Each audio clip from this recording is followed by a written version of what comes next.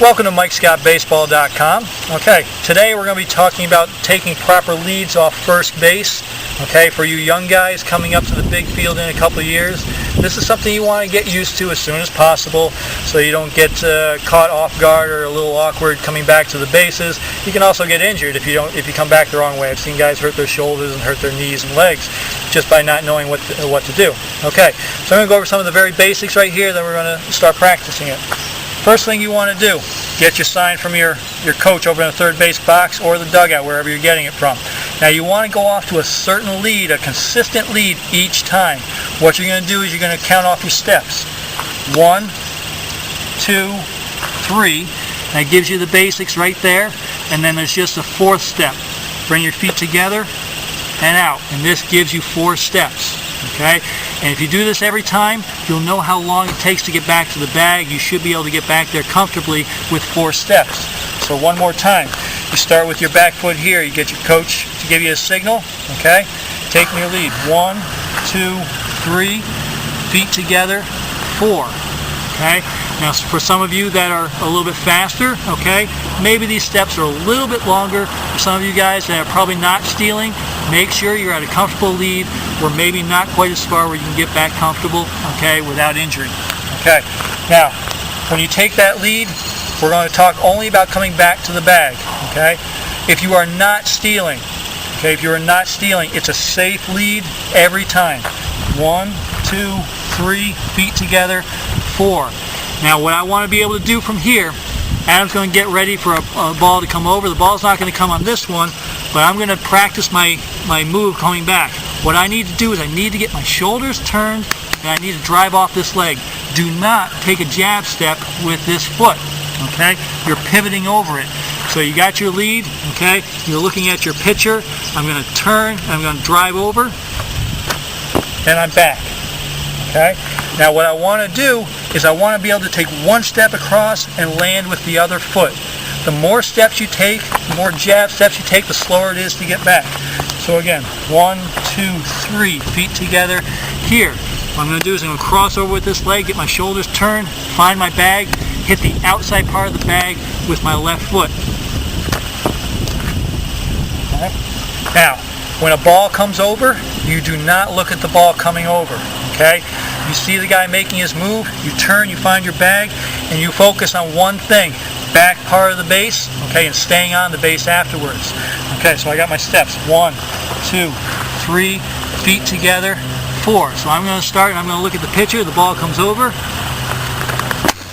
Okay? I make sure that I have my feet securely on the bag. Guys that take too big a leads, it looks a little something like this. You get your 1, 2, 3, you take this step and they go way out here, and then to get back they have to stretch. It's slower and they're off balance. Okay, you have to get to a comfortable lead where you can get off. The throw's going to come over and I can land securely. Okay, now as far as going back head first, okay, usually I try to teach head first only when you get caught. Okay, you should be able to get back feet first. Okay, you can go back head first each time if you want. Disadvantages are you can't see the ball if it gets past the first baseman as well. Okay, or on the other hand, just make sure when you're coming back to this base, okay, you got to keep your head down, keep your flap, okay, right here. That's why it's important to look at the base. That way you don't get hit by the pitch in the head. So one more time, comfortable lead. 1, 2, 3, feet together, 4 out here. Pitcher comes over, and you're back. Okay? All right. Thank you very much. Check back soon for more videos, and hopefully this will work for you. Thanks.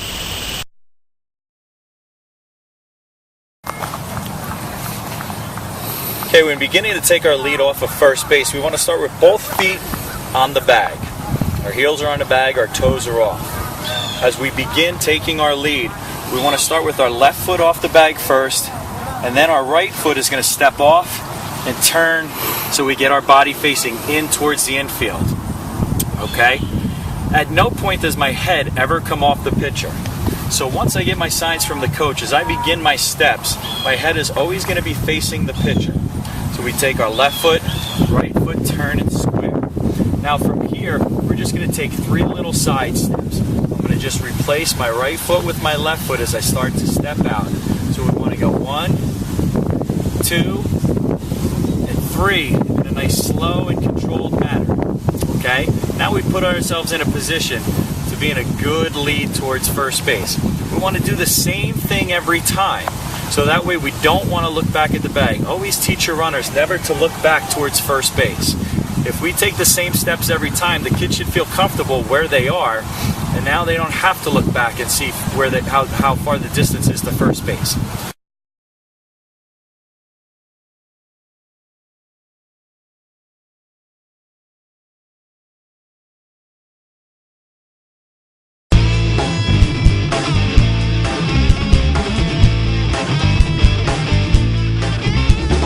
Get to first base, there's 3 very important things we must do.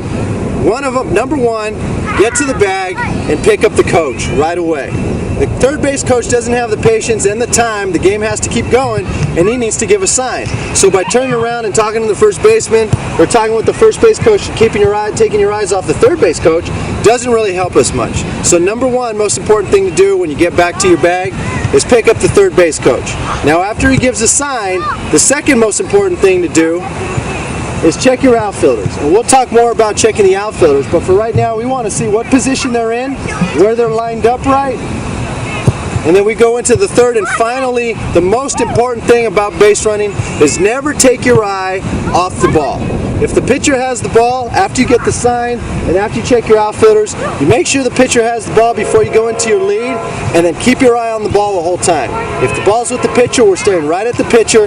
We go into our lead.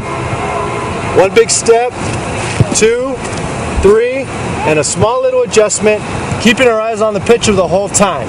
It's very important that the pitcher is always maintained with eye contact, because if we take our eye off for 1 split second, the pitcher could time that right and come back, pick you off, and you have absolutely no idea what's going on. You have no time to get back, and you're going to get hosed at first base.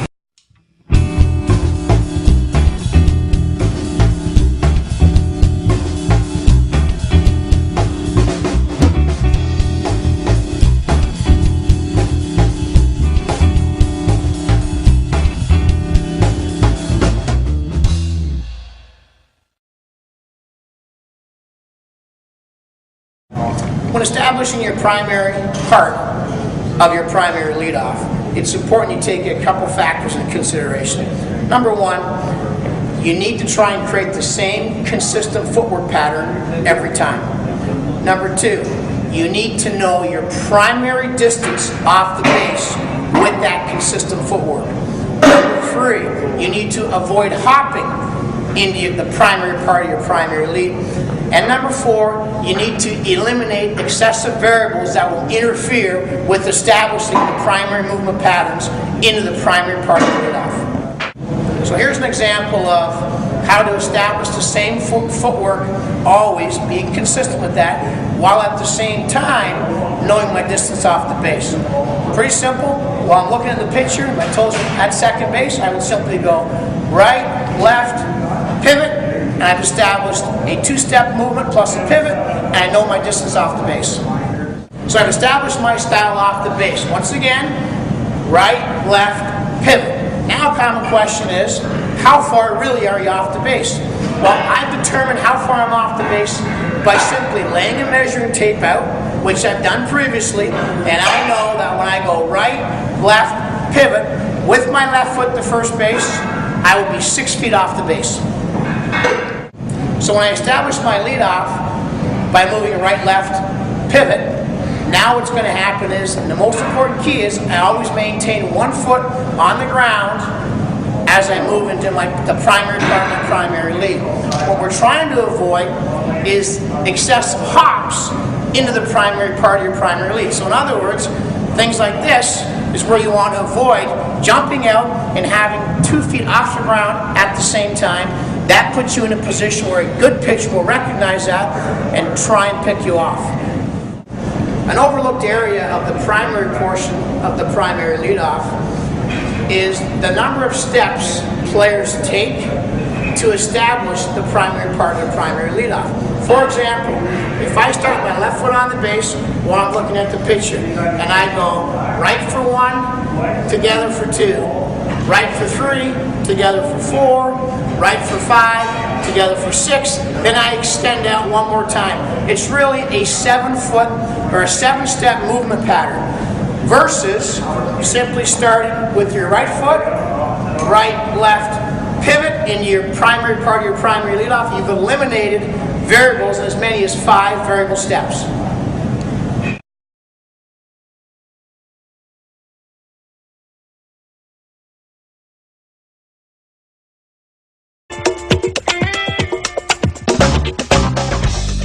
Basically, everybody should take the same proper lead. Some guys are bigger than others, some guys are faster than others.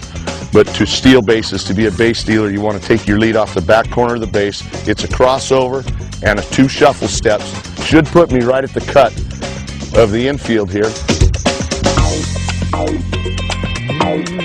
And the reason that I lead off the back corner of the base is because I know right now that I'm 1 step and a dive back to the base. So if I had to dive back to the base, I'd be able to cross over, dive to the back corner, which makes it harder for the first baseman to make the tag.